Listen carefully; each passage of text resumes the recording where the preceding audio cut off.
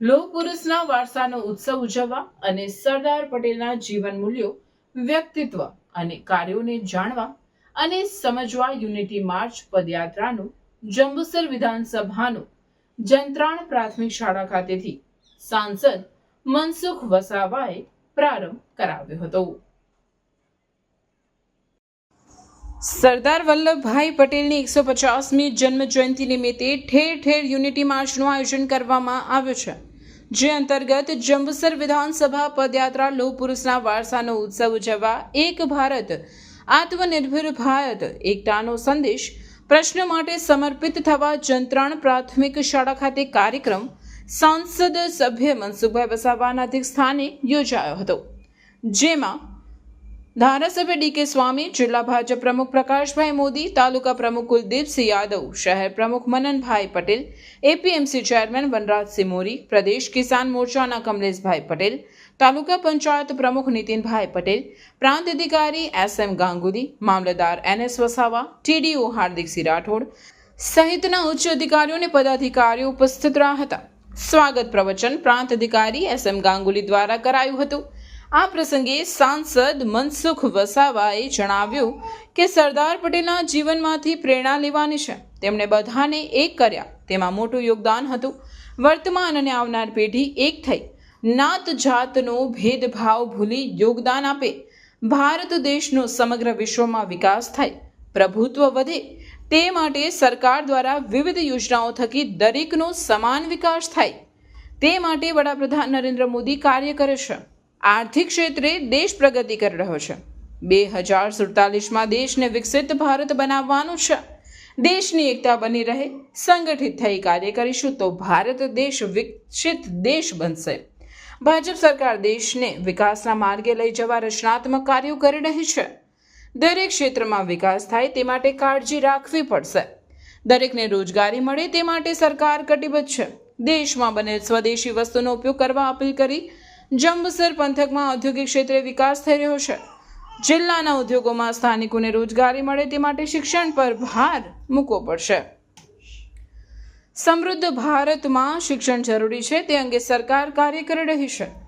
આવનાર દિવસોમાં ભરૂચ જિલ્લો પાછળ ના રહી જાય તે માટે દરેકે કાર્ય કરવું પડશે, તો વિકસિત ભારતના સ્વપ્નને સાકાર કરી શકાય. કાર્યક્રમના અંતમાં વ્યસન મુક્તિ તેમજ સ્વદેશી અપનાવવા અંગે પ્રતિજ્ઞા પત્રનું વાંચન કરી દરેકે પ્રતિજ્ઞા લીધી હતી. આ પ્રસંગે પૂર્વ મહામંત્રી બળવંતસિંહ પઢાર, તાલુકા પ્રમુખ બુધાભાઈ ગોહિલ, તાલુકા પૂર્વ પ્રમુખ બાલુભાઈ ગોહિલ, સરપંચ શારદાબેન રાઠોડ, અગ્રણી આશિફ બાપુ, ઉસ્માન ખિલજી, મિર્ઝા ખિલજી, સલમાબેન ખિલજી સહિત મોટી સંખ્યામાં ભાઈ બહેનો હાજર રહ્યા હતા. એમના જીવનમાંથી પ્રેરણા લે એના માટે સરદાર વલ્લભભાઈ પટેલના અલગ અલગ એમની જીવનની ઘટનાઓ અમે વાત કરી લોકોને. અને આ પદયાત્રાનો એક જ ઉદ્દેશ્ય છે કે સમગ્ર દેશ એક સંગઠિત બને, સરદાર વલ્લભભાઈ પટેલમાંથી પ્રેરણા લઈને સંગઠિત બને અને 2047માં દેશને વિકસિત ભારત બનાવવા માટે દેશના પ્રધાનમંત્રી અલગ અલગ વિકાસલક્ષી યોજના લઈને ચાલી રહ્યા છે. એમાં કૃષિ ક્ષેત્ર હોય, પશુપાલનના ક્ષેત્રે હોય, રોજગાર ધંધાના ક્ષેત્રે હોય કે પછી ઔદ્યોગિક ક્ષેત્ર હોય કે શિક્ષણના ક્ષેત્રે, કે એક એક ક્ષેત્રમાંથી લોકોને સરળતાથી રોજગાર ધંધા મળી રહે. અને એમાં ખાસ કરીને વિદેશી પર દેશના પ્રધાનમંત્રી અને ભારત સરકાર આગ્રહ રાખે છે.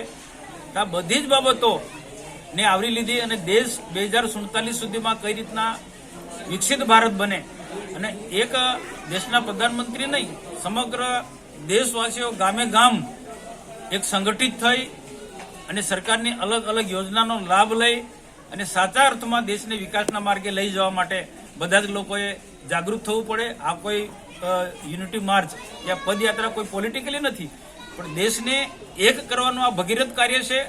ને એમાં દેશના પ્રધાનમંત્રી નરેન્દ્રભાઈ મોદી સાહેબનું આ અભિયાન ખૂબ સફળ રહ્યું છે. અમે જે રિપોર્ટ મેળવ્યો છે એ પ્રકારે આખા ભરૂચ જિલ્લાની બધી જ વિધાનસભામાં પણ અમારા પ્રમુખ શ્રી જિલ્લા પ્રમુખ પ્રકાશભાઈ મોદી પણ બધી જગ્યાએ ગયા છે.